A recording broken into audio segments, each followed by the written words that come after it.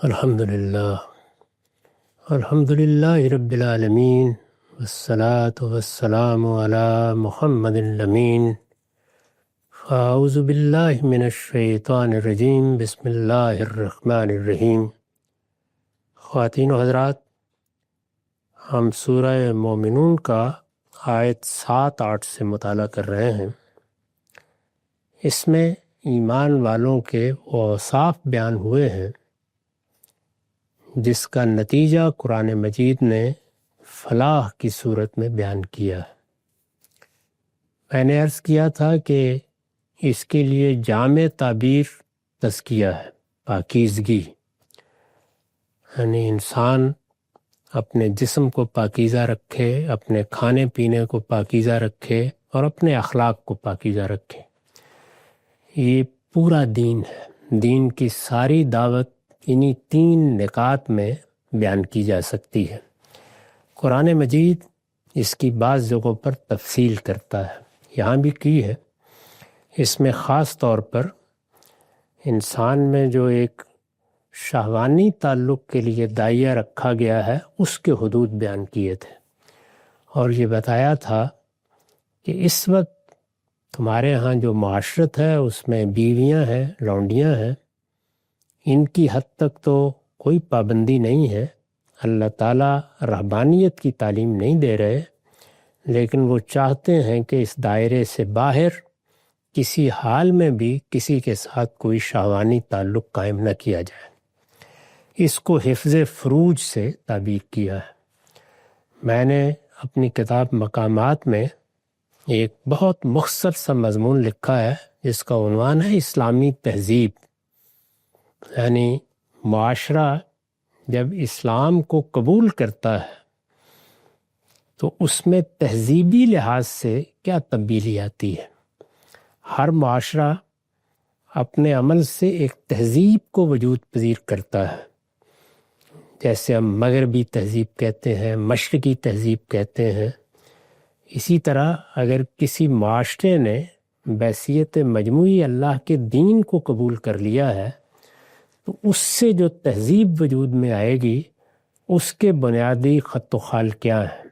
اس میں 3 نکات بیان کیے گئے تھے: حفظ فروج، حفظ مراتب اور امر بالمعروف اور نہی عن المنکر۔ یہ 3 چیزیں اسلامی تہذیب کے لیے ستون کی حیثیت رکھتی ہیں۔ تو حفظ فروج وہ یہی ہے، یعنی جنسی جبلت کا اظہار ایک خاص دائرے تک محدود رہے گا، اس سے باہر نہیں ہوگا۔ اس کی وضاحت میں نے لکھا ہے، مطلب یہ ہے کہ رہبانیت مقصود نہیں ہے، یعنی جس طرح انسان نے جو ادیان وجود پذیر کیے، جو صوفیانہ پس منظر میں وجود پذیر ہوئے، ان میں آخری درجے کی چیز رہبانیت ہے۔ چنانچہ مسیحیوں نے بھی جب اس کو قبول کیا تو ان کے ہاں رہبانیت کا ایک پورا ادارہ وجود میں آ گیا۔ ہم مسلمانوں کے ہاں بھی تصوف کی روایت میں رہبانیت ہمارے مجموعی مزاج کا حصہ بنی۔ اس وقت بھی کسی آدمی کے خدا کو پہنچا ہوا ہونے کے لیے ہم جو تصویر بناتے ہیں وہ رہبانی کی تصویر ہوتی ہے، لیکن یہ اللہ کے دین کا مقصود نہیں ہے۔ اس دنیا کی زندگی میں انسان کو جو صلاحیتیں دی گئی ہیں، اللہ تعالیٰ چاہتے ہیں کہ وہ ان صلاحیتوں کے لحاظ سے بھرپور دنیاوی زندگی بسر کرے، وہ اپنی صلاحیتوں کا اظہار کرے، وہ اس دنیا سے حظ اٹھائے، اس میں جو اس کے لیے خدا کی نعمتیں رکھی گئی ہیں ان سے فائدہ اٹھائے۔ بلکہ بہت تحدید کے ساتھ ہم سورہ اعراف میں پڑھ چکے ہیں کہ یہ فرمایا ہے کہ یہ زینت کی سب چیزیں، خواہ وہ لباس کی زینت ہے، خواہ وہ شہروں کی زینت ہے، خواہ وہ گھروں اور مکانوں کی زینت ہے، خواہ وہ کلام کی زینت ہے، خواہ وہ گفتگو کی زینت ہے، کوئی بھی زینت کا پہلو اللہ تعالیٰ کے ہاں ممنوع نہیں ہے، بلکہ یہ فرمایا ہے کہ یہ سب زینتیں میں نے پیدا ہی اپنے ایمان والے بندوں کے لیے کی ہیں۔ تو اس وجہ سے اسلام کا نقطہ نظر یہ نہیں ہے کہ جنسی جبلت پر بالکل پابندی لگا دی جائے، یا اس کو کوئی مقصود قرار دیا جائے، یا اسی کو بنیاد بنا کر یہ کہا جائے کہ اگر اعلیٰ مراتب تک پہنچنا ہے تو پھر اپنے آپ کو مجرد رکھو، رہبانیت اختیار کر لو۔ مطلب یہ ہے کہ رہبانیت مقصود نہیں ہے، بیویوں کے ساتھ شہوانی تعلق بالکل جائز ہے۔ یعنی جس دائرے میں اللہ تعالیٰ نے اس کو جائز رکھا ہے وہ بیویوں کا دائرہ ہے، اور اس کی دو ہی صورتیں اس وقت تھیں، ایک یہ کہ اپنی آزادانہ مرضی سے نکاح کیا ہے اور اس نکاح کے نتیجے میں ایک خاندانی عورت نے اپنے آپ کو ایک شخص کے ساتھ خاص کر لیا، اور دوسرے یہ کہ آپ نے رقم ادا کی اور کسی کی خدمات خرید لی ہیں، تو اس کی نوعیت یا اس کی صورت، جائز صورت اس زمانے کے لحاظ سے وہ تھی جس کا ذکر میں نے کیا، اور اسلام نے اس کو پسند نہیں کیا، البتہ اس کو ختم کرنے کے لیے تدریج کا طریقہ اختیار کیا، یعنی پہلے مرحلے میں اس کو ختم نہیں کیا۔ جنسی تعلق کو یا شہوانی تعلق کو بہرحال جائز رکھا۔ مطلب یہ ہے کہ رہبانیت مقصود نہیں ہے، بیویوں کے ساتھ شہوانی تعلق بالکل جائز ہے، لیکن ان کے سوا، یعنی بیویوں کے سوا کسی دوسرے کے ساتھ، خواہ وہ زنا اور متع کی صورت میں ہو یا اغلام اور وطیِ بہائم کی صورت میں، یہ تعلق بالکل ممنوع ہے۔ یہ جو تعبیریں ہیں یہ کوئی آج نہیں وجود میں آئیں، اغلام، اسی طرح وطیِ بہائم، یہ قدیم ترین تعبیریں ہیں، یعنی ہمارے ہاں حدیثوں میں زیر بحث ہے، اس زمانے کے عرب میں زیر بحث ہیں۔ اس سے اندازہ کیا جا سکتا ہے کہ جنسی یا شہوانی معاملات میں جن چیزوں کو دیکھ کر لوگ اس زمانے میں بہت گھبرا جاتے ہیں وہ ہر زمانے میں موجود رہی ہیں، یعنی کوئی دور ان سے خالی نہیں ہے۔ یہ دیکھیے متع کی صورت عربوں کے ہاں موجود تھی، بلکہ بخاری نے جس طریقے سے واقعات نقل کیے ہیں، یعنی اس کو انہوں نے نکاح کی ایک صورت بنا رکھا ہوا تھا۔ یہی معاملہ مردوں اور مردوں میں تعلق کا تھا، یہی معاملہ عورتوں اور عورتوں میں تعلق کا تھا۔ یہ اغلام، یہ مساحقت، یہ تعبیریں سب پرانی تعبیریں ہیں، ان میں سے کوئی نئی چیز نہیں ہے۔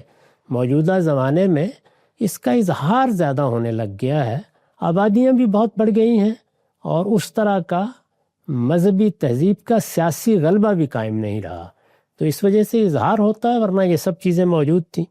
اور وطیِ بہائم کا مطلب ہے جانوروں کے ساتھ جنسی تعلق پیدا کرنا۔ یہ سب صورتیں اس زمانے میں بھی موجود تھیں، اس سے پہلے بھی موجود تھیں۔ تو فرمایا کہ یہ سب ممنوع ہے، یہ تعلق بالکل ممنوع ہے، اس کو اللہ تعالیٰ نے حرام قرار دے دیا۔ کسی مسلمان سے اس کی توقع نہیں کی جاتی، تاہم اتنی بات واضح رہے کہ آیت کے الفاظ میں اس کی کوئی گنجائش نہیں ہے کہ اس ممانعت کو دوسروں کے ساتھ جنسی تعلق سے آگے استمناء بالید اور اس نوعیت کے دوسرے افعال تک بھی وسیع کر دیا جائے۔ یعنی انسان اپنی ذات کی حد تک خلوت میں خود اپنی ذات سے اگر جنسی تلذذ حاصل کرنا چاہے تو وہ بھی ممنوع ہے۔ اس طرح کی کوئی بات اس آیت میں بیان نہیں ہوئی۔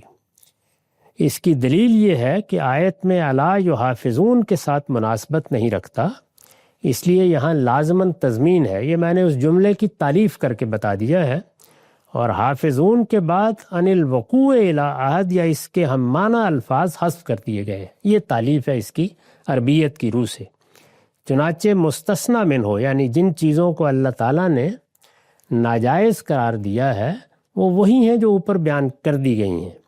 اس میں استمناء کے طریقے نہیں ممنوع قرار دیے گئے، بلکہ افراد ہیں جن سے کوئی جنسی تعلق قائم کر سکتا ہے، کوئی شخص جنسی تعلق قائم کر سکتا ہے۔ یعنی ممانعت یہ ہے کہ کسی دوسرے سے، خواہ وہ جانور ہے، خواہ فرد ہے، خواہ ہم جنس ہے، جنسی تعلق قائم نہیں کیا جا سکتا۔ اپنی ذات کی حد تک انسان اپنی تسکین کے جو ذرائع اختیار کرتا ہے وہ یہاں زیر بحث نہیں، ان میں سے کسی کی ممانعت کے لیے نہ قرآن میں کوئی چیز ہے نہ حدیث میں کوئی چیز ہے۔ آیت کے معنی یہ نہیں ہے کہ بیویوں اور مملوکہ عورتوں سے مباشرت کے سوا قضائے شہوت کا کوئی طریقہ جائز نہیں ہے، یہ نہیں کہا قرآن نے، بلکہ یہ ہے کہ بیویوں اور مملوکہ عورتوں کے سوا کسی سے قضائے شہوت کرنا جائز نہیں ہے۔ یعنی افراد کے مابین پابندی لگائی گئی ہے، طریقوں پر کوئی پابندی نہیں لگائی گئی۔ تو یہ یہاں وضاحت اس لیے ضروری ہے کہ بالعموم اسی سے استدلال کر کے استمناء بالید یا ماسٹربیشن پر لوگ دین کا فتویٰ بیان کرتے ہیں، اس طرح کی کوئی چیز قرآن میں حدیث میں بیان نہیں ہوئی۔ اس کے بعد ارشاد فرمایا والذین ہم لامانتہم وعہدہم راعون، اور جو اپنی امانتوں اور اپنے عہد کا پاس رکھنے والے ہیں۔ یعنی اب ایک نظر ڈال کے دیکھیے، نماز کا اہتمام کرنے والے ہیں، اس میں خشوع اختیار کرنے والے ہیں، لغویات سے گریز کرتے ہیں، یعنی لا حاصل لا یعنی باتوں میں اشتغال نہیں پیدا کرتے، زکوٰۃ یعنی اپنے مال میں معاشرے کا حق مانتے ہیں اور اس کو خوشی کے ساتھ ادا کرتے ہیں، اپنے شہوانی تعلق بیویوں تک محدود رکھتے ہیں، اس دائرے سے کبھی باہر نہیں جاتے۔ اور اب آخری چیز کیا ہے؟ وَهُمْ لِأَمَانَاتِهِمْ وَعَهْدِهِمْ رَاعُونَ، جو اپنی امانتوں اور اپنے عہد کا پاس رکھنے والے ہیں۔ میں نے اس کی وضاحت کی ہے، دین کے تمام اخلاقیات کے لیے یہ نہایت جامع تعبیر ہے، یعنی امانت اور عہد کا پاس۔ یہ دو لفظوں میں قرآن مجید نے ہمارے باہمی روابط میں جتنے اخلاقی سوالات ہیں ان سب کا جواب دے دیا ہے۔ گویا آخری درجے میں اپنے اخلاقی وجود کو قائم رکھنے والے ہیں۔ استاذ امام لکھتے ہیں امانات سے مراد وہ تمام امانتیں ہیں جو ہمارے رب نے قوتوں اور صلاحیتوں، فرائض اور ذمہ داریوں کی شکل میں یا انعامات و افضال اور اموال و اولاد کی صورت میں ہمارے حوالے کی ہیں۔ امانتوں کی حفاظت کرنے والے ہیں، گویا وہ سارے حقوق جو کسی بھی پہلو سے ذات باری سے متعلق عائد ہو رہے ہیں، افراد سے متعلق عائد ہو رہے ہیں، یہ سب امانت ہے، ان کی حفاظت کرنے والے ہیں۔ اور وہ امانتیں بھی اس میں داخل ہیں جو کسی نے ہمارے پاس محفوظ کی ہوں یا ازرائے حقوق ان کی ادائیگی کی ذمہ داری ہم پر عائد ہوتی ہے۔ اسی طرح عہد میں وہ تمام عہد و میثاق بھی داخل ہیں جو ہمارے رب نے ہماری فطرت سے عالم غیب میں لیے ہیں یا اپنے نبیوں کے واسطے سے اپنی شریعت کی شکل میں اس دنیا میں لیے ہیں۔ علی ھذا القیاس وہ تمام عہد و میثاق بھی اس میں داخل ہیں جو ہم نے اپنی فطرت یا انبیاء علیہم السلام کے واسطے سے اپنے رب سے کیے ہیں یا کسی جماعت یا فرد سے اس دنیا میں کیے ہیں، خواہ وہ قولاً و تحریراً عمل میں آئے ہوں یا ہر شائستہ سوسائٹی میں بغیر کسی تحریر و اقرار کے سمجھے اور مانے جاتے ہوں۔ گویا ہر قسم کا عہد، ہر قسم کا میثاق، ہر قسم کی امانت اللہ تعالیٰ نے فرمایا ہے کہ وہ ان کی حفاظت کرنے والے ہیں۔ فرمایا کہ ہمارے یہ بندے ان تمام امانات اور ان تمام عہود و مواثیق کا پاس و لحاظ رکھنے والے ہیں۔ ہر عہد، ہر میثاق ان کے لیے گویا خدائی حکم ہے۔ وہ عہد و میثاق فطرت میں ہو چکا ہے، وہ عہد و میثاق سوسائٹی کے عرف میں ہے، وہ عہد و میثاق ہم نے کسی جگہ دستخط کر کے کیا ہے، وہ معیشت کے باب میں ہے، وہ معاشرت کے باب میں ہے، وہ سماجی تعلقات کے باب میں ہے، وہ کوئی عمرانی معاہدہ ہے۔ ہر چیز یہ ایک بندہ مومن کے لیے گویا اس کے پروردگار کے ساتھ عہد و میثاق ہے۔ ان تمام عہود و مواثیق کی پابندی آخری درجے میں کرنا، نہ اپنے رب کے معاملے میں خائن اور غدار ہیں، نہ اس کے بندوں کے ساتھ بے وفائی اور عہد شکنی کرنے والے ہیں۔ تو یہ معلوم رہنا چاہیے کہ ہم دنیا میں جن اخلاقی اصولوں کی پاسداری کرنے کے پابند ہیں، ان کو اگر دو لفظوں میں ادا کیا جائے تو وہ کیا ہیں؟ وہ یہ ہے کہ ہمارے درمیان جو کانٹریکٹ وجود میں آ گئے ہیں، خواہ وہ فطرت کے قانون کے تحت آ گئے ہیں، مثلا ہم ایک ماں باپ کے ہاں پیدا ہو گئے ہیں تو ایک عہد وجود میں آ گیا ہے، اگرچہ وہ کہیں لکھا ہوا نہیں ہے۔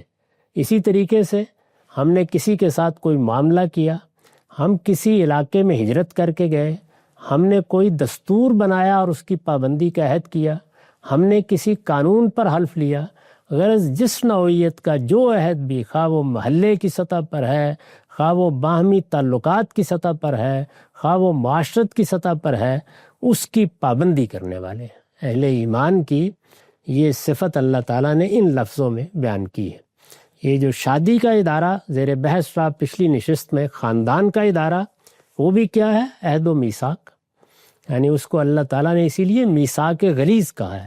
سب سے زیادہ سخت معاہدہ، یعنی وہ معاہدہ جو اپنے وجود سے ہمارے پورے وجود کو منواتا ہے، تو اس کو بھی اللہ تعالیٰ نے اسی سے تعبیر کیا۔ اپنے دین اور اپنی شریعت کو بھی جگہ جگہ میثاق سے تعبیر کیا، یعنی جب ہم ایمان لاتے ہیں تو گویا ایک طرح کا عہد کرتے ہیں کہ ہم نے پروردگار کو مان لیا، اب ہم اس کے حکم کی اطاعت کریں گے۔ تو اس لحاظ سے قرآن کی یہ تعبیر جامع ترین تعبیر ہے، تمام اخلاقیات کو اس نے اپنے اندر لے لیا ہے، اور جس طرح کہ میں نے عرض کیا قرآن نے اس پر خاتمہ کیا ہے، والذین هم لاماناتہم وعہدہم راعون، اور جو اپنی امانتوں اور اپنے عہد کا پاس رکھنے والے ہیں۔ اپنی امانتوں کا اس کی میں نے وضاحت کر دی، یعنی ہماری قوتیں بھی ہمارے پاس امانت، ہماری صلاحیتیں بھی ہمارے پاس امانت، جو ذمہ داریاں ہم اٹھا لیتے ہیں وہ بھی امانت۔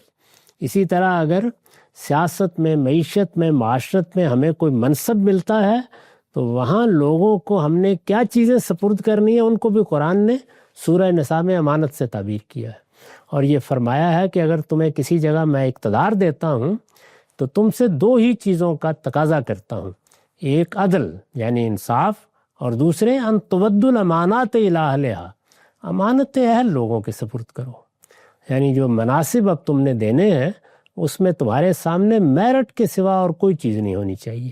تو اس طرح انسانی اخلاقیات کے باب میں یہ دو لفظ استعمال کر کے گویا اخلاقیات کی جتنی صورتیں بھی تعلقات میں پیش آ سکتی ہیں، خواہ وہ معاشرت کی سطح پر ہیں، خواہ وہ سماج کی سطح پر ہیں، خواہ وہ اس عمرانی معاہدے تک ہیں جس سے ریاست وجود میں آتی ہے، سب امانتیں اور عہد ہیں، اور ان کا پاس رکھنے والے ہی سچے اہل ایمان ہیں۔ تو یہ فلاح پانے کے لیے جو لازمی چیزیں بیان کی جا رہی ہیں ان میں اس کو اس طریقے سے قرآن مجید نے بیان کیا۔ ان کو بیان کرنے کے بعد اب آخر میں پھر ایک مرتبہ اس باب میں گویا نماز کا ذکر کیا، والذین هم علی صلاتہم یحافظون، اور جو اپنی نمازوں کی حفاظت کرتے ہیں۔ نماز سے بات شروع ہوئی، نماز پر بات ختم ہو گئی۔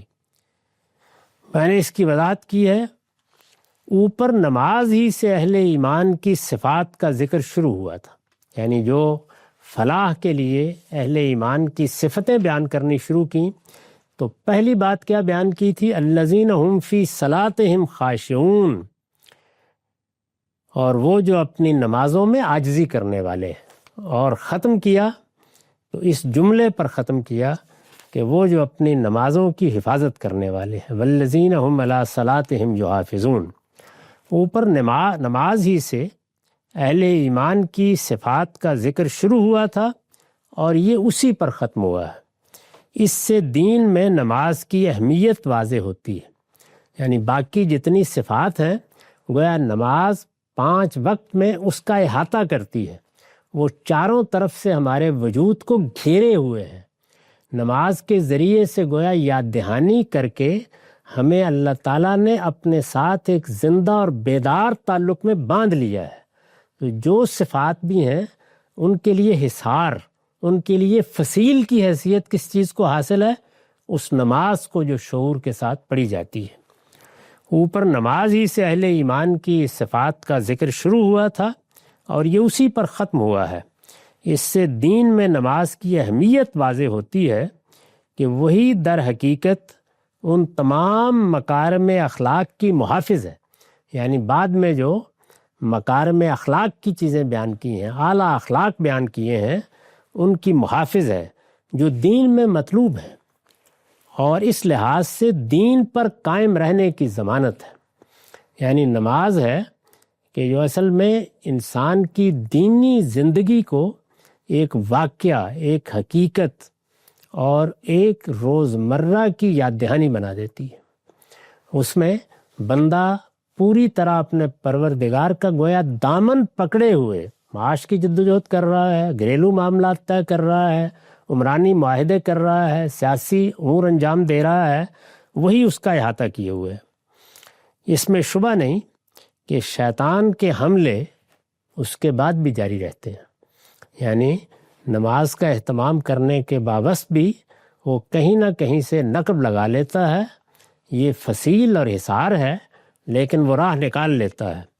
لیکن نماز پر مداومت کے نتیجے میں، یعنی اگر نماز کی پاسداری باقاعدگی سے کی جائے، لیکن نماز پر مداومت کے نتیجے میں اس کے لیے مستقل طور پر انسان کے دل میں ڈیرے ڈال دینا ممکن نہیں ہوتا۔ آتا ہے، نقب لگاتا ہے، کبھی کبھی اچک لے جاتا ہے دل و دماغ کو، لیکن اگر نماز پر مداومت ہے تو یاد دہانی ہو جائے گی، انسان بیدار ہو جائے گا، شعور کے ساتھ نماز پڑھی جا رہی ہے، محض رسم نہیں بن گئی، تو پھر جیسے کہ قرآن مجید نے بتایا تنہا عن الفحشاء والمنکر، پھر وہ ایک زاجر کی طرح، ایک واعظ کی طرح دل کے دروازے پر دستک دیتی رہتی ہے۔ نماز اسے یعنی شیطان کو مسلسل دور بھگاتی اور ایک حصار کی طرح اس کے حملوں سے انسان کے دل و دماغ کی حفاظت کرتی رہتی ہے۔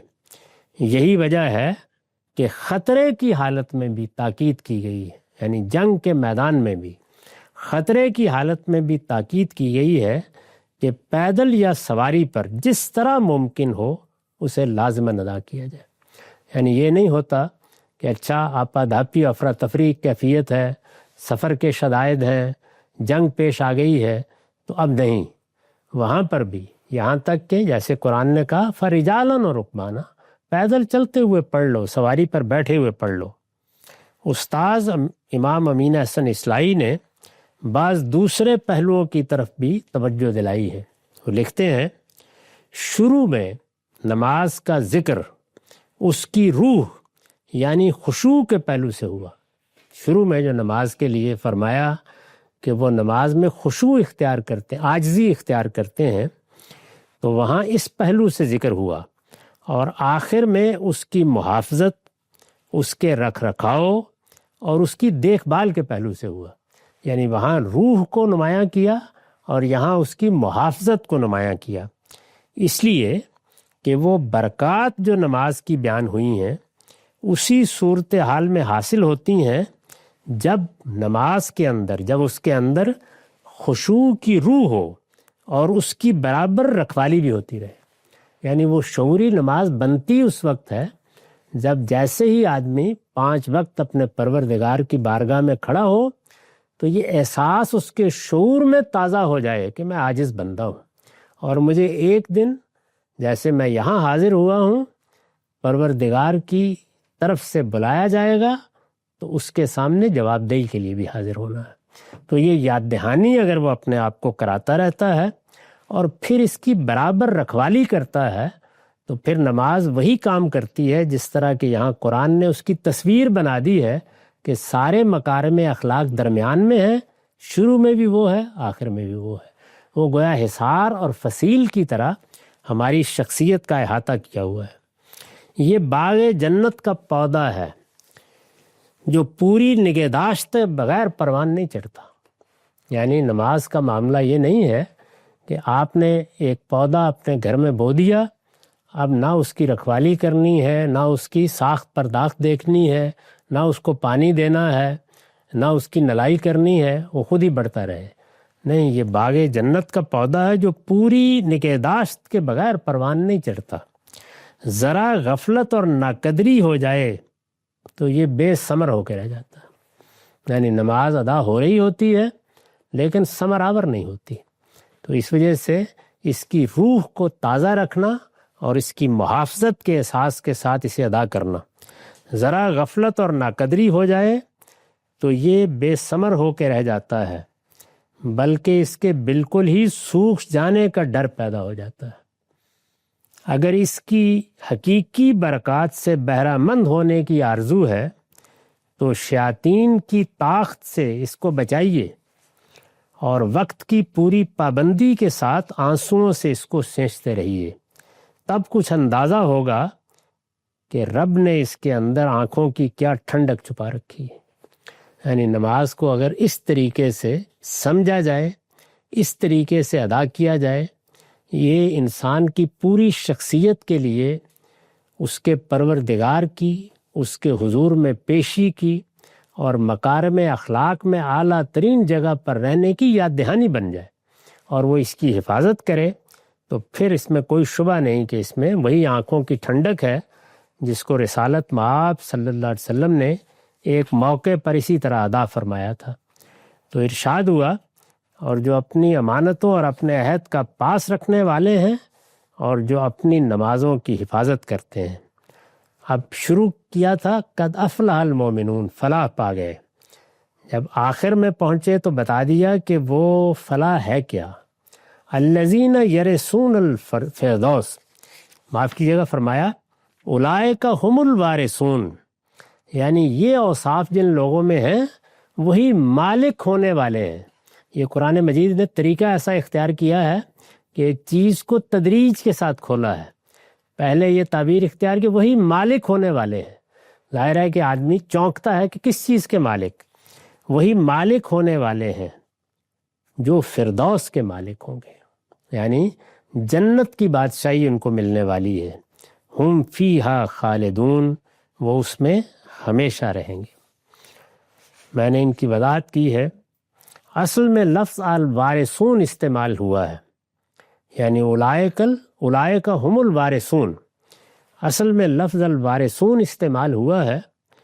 قرآن میں اس کے استعمالات سے معلوم ہوتا ہے کہ بارہا اس میں تجرید ہو جاتی ہے اور یہ محض مالک ہو جانے کے مفہوم میں بھی آ جاتا ہے۔ ہمارے نزدیک یہاں بھی یہی ہوا ہے، یعنی ظاہر ہے کہ وہ ہمارے باپ آدم کی میراث ہے جو ہمیں مل جاتی ہے، اس لحاظ سے بھی لفظ نہایت مناسب ہے، اور تجرید ہو کے یہ محض مالک کے معنی میں بھی استعمال ہوتا ہے۔ چنانچہ فرمایا کہ وہ مالک ہونے والے ہیں، یعنی ان کو ایک بڑی بادشاہی ملنے والی ہے۔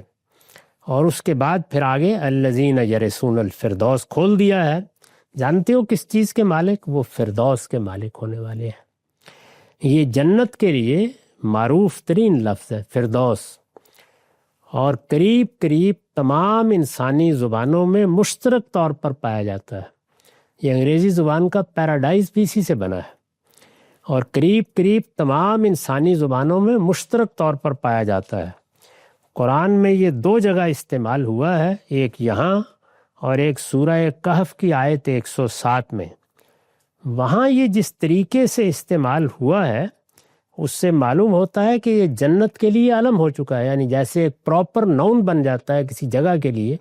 ہم جیسے ملکوں کا نام رکھ دیتے ہیں، تو جنت تو باغات کو کہتے ہیں، جنت، بہشت، یہ جتنے الفاظ ہیں یہ صفاتی ہیں، یہ گویا اس کا اسم علم یا اس کا اصل نام بن چکا ہے، تو اس لیے فردوس کا لفظ یہاں استعمال ہوا۔ الذین یرثون الفردوس ہم فیہا خالدون، وہ اس میں ہمیشہ رہیں گے۔ تو یہ بشارت دی کہ یہ فردوس کوئی عارضی جگہ نہیں ہے، یہ چند دنوں کا کوئی ٹھکانہ نہیں ہے، یہ اس دنیا کی طرح نہیں ہے کہ آنے کے بعد ہر لحظے یہاں موت کی تلوار لٹکتی رہتی ہے اور کچھ معلوم نہیں ہوتا کہ کب پیغام آ جائے اور یہاں سے رخت سفر باندھ کر روانہ ہونا ہو۔ نہیں، وہاں پہلی بشارت ہی یہی ہے کہ ہم فیہا خالدون، جو اس میں جائیں گے وہ اس میں ہمیشہ رہیں گے۔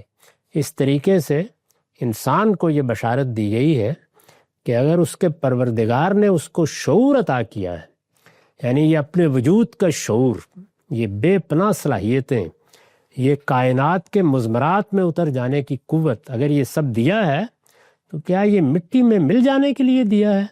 نہیں، یہ فردوس کو آباد کرنے کے لیے دیا ہے۔ چنانچہ وہ ازلی نہیں ہے، یعنی ایسا نہیں کہ وہ جیسے اللہ تعالیٰ ازل سے ہے وہ بھی ازل سے ہے، لیکن وہ ابدی ہے، یعنی اس کے لیے موت کو موت کے حوالے کر دیا گیا ہے، وہ ہمیشہ اس فردوس میں رہے گا۔ قرآن مجید نے یہاں اللہ تعالیٰ کی مشیت سے اس کو متعلق کیا ہے، وہاں یہ وضاحت کر دی ہے کہ وہ عطاً غیر مجزوز ہے، یعنی اس میں اللہ تعالیٰ نے فیصلہ کر دیا ہے کہ کبھی کوئی انقطاع نہیں ہوگا، وہ ہمیشہ ہمیشہ کے لیے اس جنت میں رہیں گے۔ تو یہ پیرا یہاں ختم ہو جاتا ہے۔ اس کے بعد ظاہر ہے اس دعوت کو جو لوگ نہیں مانتے ان کو دلیل دے کے بتایا ہے کہ وہ کتنی بڑی حقیقت کا انکار کر رہے ہیں، اس کا ہم اگلی نشست میں مطالعہ کریں گے۔ اقول قولی ھذا واستغفر اللہ لی ولکم ولسائر المسلمین۔